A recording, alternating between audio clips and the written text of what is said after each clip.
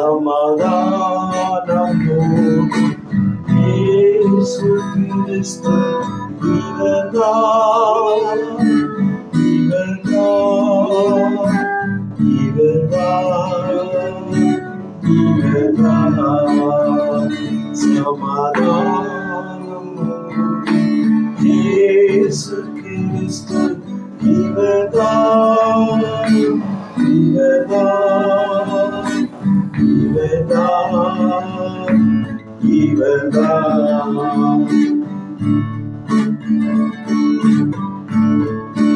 மெய்யாகவே மேசையாகுமே நம்மை நாடினாரே, கிருபை சூடினாரே. சமாதானம் இயேசு கிறிஸ்து இவர்தான், இவர்தான், இவர்தான், இவர்தான். அருளானந்த மோட்ச வழி காட்டினாரே, நிலை நாட்டினாரே, மோடி சூடினாரே. சமாதானம் இயேசு கிறிஸ்து இவர்தான், இவர்தான், இவர்தான், இவர்தான், இவர்தான்,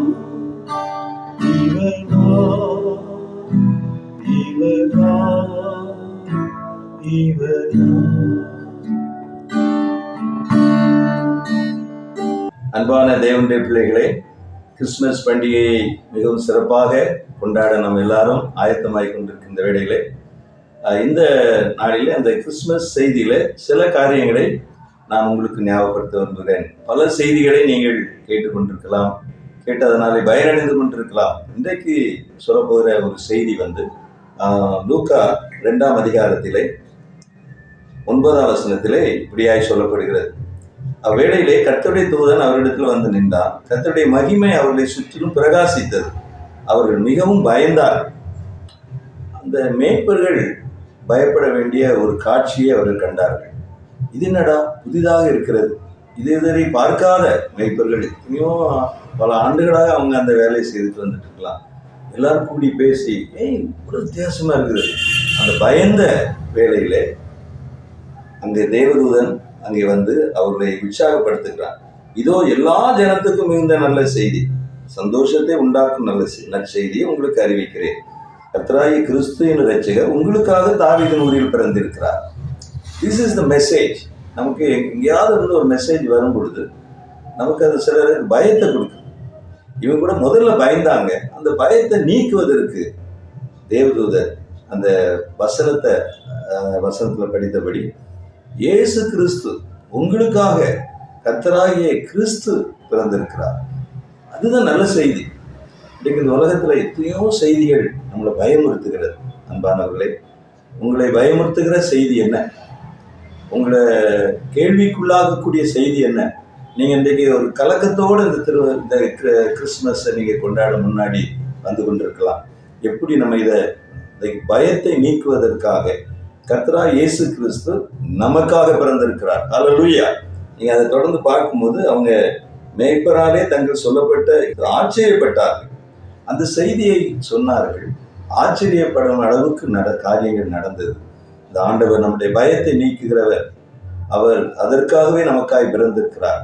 யாக்கோபு சிறுபூச்சி, நீ பயப்படாதே, எல்லா தேவ பக்தர்களையும் தைரியப்படுத்தி இருக்கிறார். இன்றைக்கு உங்களை கூட ஆண்டவர் தைரியப்படுத்த விரும்புகிற இந்த செய்தி ஒரு அற்புதமான செய்தி. அதை தொடர்ந்து லூக்கா 1ஆம் அதிகாரம் 34, அதற்கு மரியாள் தேவதனை நோக்கி, அது எப்படி ஆகும்? புருஷனை அறியனே, அது எப்படி ஆகும்? அப்போ இந்த செய்தி அவளை ஒரு கேள்விக்குள்ளாக மாறிவிட்டார். இன்றைக்கு பல செய்திகளை நாம் கேட்கும் பொழுது நமக்குள்ளே சில காரியங்கள், இது எப்படி ஆகும், இது எப்படி நடக்கும், அன்பிலீஃப், அவிசுவாசமான காரியங்கள். இந்த கிறிஸ்துமஸ்ல நமக்கு ஒரு நம்பிக்கை கொடுக்கிறதுக்கு தான் இயேசு கிறிஸ்து வந்திருக்கிறார். அவர் வல்லமையான தேவன். அவர் வல்லமையுடைய இதே மரியாதை பாடும்பொழுது சொல்கிறார், வல்லமை உடையவர் மகிமையானதை எனக்கு செய்தார். அதற்கு முன்பாக அவளுக்கு ஒரு அன்பிலீஃப், ஒரு அவிசுவாசம், ஒரு நம்பிக்கை இல்லாத நிலைமையில இது எப்படி ஆகும்? ஆனா தேவதூதன் அவளை உற்சாகப்படுத்துகிறார். தேவனாலே கூடாத காரியம் ஒன்றுமில்லை. அதற்கு மரியாதை, இதோ நான் ஆண்டவருக்கு அடிமை, உங்களுடைய வார்த்தையின்படி எனக்கு ஆக கிடவுது என்றார். அந்த வார்த்தையை அவள் விசுவாசித்தாள். அன்பானவர்களே, அந்த வார்த்தையை அவள் நம்பினாள். இன்றைக்கு இந்த கிறிஸ்துமஸ்ல ஆண்டவர் நமக்கு தருகிற இரண்டாவது ஒரு பெரிய அற்புதமான ஒரு செய்தி என்னவென்றால், உங்கள் அவிசுவாசம் நீங்கட்டும். நீங்கள் பயத்தோடு, கலக்கத்தோடு, நடுக்கத்தோடு இது எப்படி ஆகும், உள்ள இந்த குடும்ப சூழ்நிலையில இது எப்படி ஆகும், இப்படிலாம் இருக்கு, நான் எப்படி இதை நடத்துவேன், இது எப்படி எனக்கு முடியும், எந்த நிலைமையில நான் இதை முன்னாடி கொண்டு போக முடியும், இந்த வருடத்தின் இறுதி நாட்கள்ல நம்ம வந்திருக்கிறோம், எப்படி ஆகும் என்ற ஒரு அவிசுவாசமான எண்ணத்தை தேவனாலே எல்லாம் கூடும். தேவனாலே கூடாத காரியம் ஒன்றுமில்லை. இந்த வாக்குத்தத்தத்தை பற்றி கொள்ளுங்கள். இந்த கிறிஸ்துமஸ் செய்தி நமக்கு இரண்டாவது ஒரு பிராமிஸ் கொடுக்கப்படுகிறது. அந்த வசனத்தை நான் மறுபடியும் வாசிக்கிறேன். 37ஆம் வசனம். தேவனாலே கூடாத காரியம் ஒன்றுமில்லை. இதை மரியாள் விசுவாசித்தார். விசுவாசித்து நான் அடிமைப்பா அப்படின்னு சொல்ற. இன்றைக்கு பலருடைய ஆலோசனைகள் நமக்கு கொடுக்கப்படலாம். பலர் பல காரியங்களில யுத்தத்தை பண்றதுக்கு யோசிக்கலாம், எப்படி விடுதலை பெற முடியும்னு யோசிக்கலாம். ஆனால் இயேசு கிறிஸ்து நமக்கு தரக்கூடிய இரண்டாவது செய்தி, இந்த நாளிலே நமக்கு கொடுக்கப்படுகிற ஒரு நம்பிக்கை, உங்கள் அவிசுவாசம் நீங்கள். அநேகர் இயேசு கிறிஸ்துட்ட வந்தாங்க, எல்லாரும் விசுவாசத்தோட வந்தாங்க. ஒரு தகப்பன் கேட்கிறான், அப்பா என் அவிசுவாசம் நீங்க எனக்கு உதவி செய்யுங்க, என் விசுவாசம் பெருக எனக்கு உதவி செய்யுங்க அப்படின்னு சொன்னா. விசுவாசம் இருக்கிற இடத்துல ஆண்டவர் அற்புதம் செய்யலாம். இந்த புதிய ஆண்டில் நீங்கள் உட்பிரவேசிக்கும் பொழுது, இந்த கிறிஸ்துமஸ் நாட்களில் நீங்கள் உட்பிரவேசிக்கும் பொழுது நம்பிக்கையோடு நீங்கள் செல்ல வேண்டும். நம்பிக்கையோடு நீங்கள் கடந்து செல்ல வேண்டும். இந்த தேவனாலே கூடாத காரியம் ஒன்றுமில்லை என்ற விசுவாசத்தோடு கடந்து செல்ல வேண்டும். பிரியமானவர்களே, செய்யலாமா? நீங்க கலங்கி கொண்டிருக்கீங்களா? இந்த செய்தி உங்களுக்கு தான். கலங்காதே, திகையாதே, நான் உன் கூட இருக்கிறேன்னு சொல்றேன். இன்னும் ஒரு காரியம், மத்தேயுல இந்த ஆண்டவர் நமக்கு தருகிற ஒரு இன்னொரு சாதாரண செய்தி தான். இங்க 19ஆம் வசனத்துல, அவள் புருஷனாகிய யோசேப்பு நீதிமானாயிருந்து அவளை அவமானப்படுத்த மனதில்லாமல் ரகசியமாய் அவளை தள்ளிவிட யோசனையாயிருந்தார். இவரோட இந்த செய்தி இவரை என்ன பண்ணிருக்குன்னா, ஒரு பெரிய சந்தேகத்துக்குள்ள, டவுட், ஒரு சந்தேகத்தை மனதில் யோசிக்கிறான். ஐயோ, நம்ம என்கேஜ்மெண்ட் ஆயிடுச்சு, குழந்தை உண்டாயிருக்காடே, ஒரு தவறான நோக்கம், எனக்கு இவளை மனைவியை வச்சுக்கூட ஆசை இல்லை, நான் இவளை தள்ளிட வேண்டியதுதான். இது ஒரு குடும்பத்திற்கான ஒரு ஆலோசனையான ஒரு வார்த்தைகள் இருக்கிறது. இன்றைக்கு அநேகர் தன்னுடைய மனைவியை ஏற்றுக்கொள்ள முடியாத நிலைமை. அதற்கு காரணம் சந்தேகம். தன்னுடைய கணவனை நேசிக்க முடியாத நிலைமை, ஒரு சந்தேகம். குடும்பத்துல சந்தேகம் வந்து சந்தோஷத்தை எடுத்துடுங்க. அவங்க நிம்மதியா வாழ முடியாது. தினமும் சந்தேகப்பட்டு பிசாசு கூட அவன் முதல்ல பயன்படுத்தின ஆயுதம் வந்து சந்தேகம். வேத வார்த்தையை சந்தேகிக்கக்கூடிய வார்த்தையை அவன் தூண்டி விட்டான். புசிக்க கூடாது என்று சொன்னது உண்டோ? நீங்க புசிச்சீங்கன்னா தேவர்களை போல மாறிடும். சாத்தான் சந்தேகத்தை கொண்டு வருகிறான். இன்னைக்கு சந்தேகத்தோடு நீங்க அவர் மேல, வார்த்தையின் மேல் சந்தேகம், குடும்பங்களில் சந்தேகம். இது ஒரு எத்தனை கிறிஸ்துமஸ் கொண்டாடினாலும் சந்தோஷம் கிடைக்காதுங்க. இந்த இயேசுவின் அன்பு எவ்வளவு பெரிய அன்பு. 1 பேதுருல 2ஆம் அதிகாரத்துல சொல்லப்பட்டிருக்குது, புருஷர்களே உங்கள் மனைவியில் அன்பு கூறுங்கள்.